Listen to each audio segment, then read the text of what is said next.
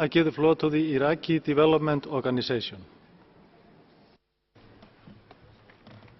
Thank you, Mr. Vice President.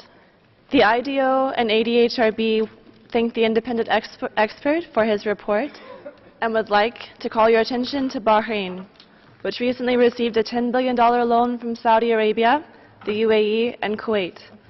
Rather than utilizing this opportunity to implement economic reform, we are concerned that Bahrain will use these funds to double down on repression.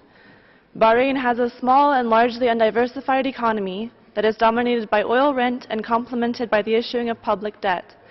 Despite this unsustainable economic model, Bahrain has invested heavily in weapons, signing major arms deals with security partners like the US and the UK. For example, in September of 2017, it was announced that the Bahraini government would purchase $3.8 billion worth of weapons, a figure that was 65% of exported revenues that year.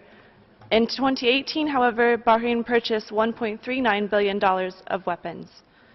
While Bahrain claims to use these acquisitions for regional security purposes, security forces like the Bahrain National Guard and the Bahrain Defense Forces use the small arms and training they receive from the US and UK to repress the citizen population, including arbitrary arrest, rampant torture, and attacks on protesters. In Bahrain's repressive environment, it is unlikely that the flow of economic aid will be channeled towards encouraging sustainable economic growth and development, but will instead be used to further oppression. Mr.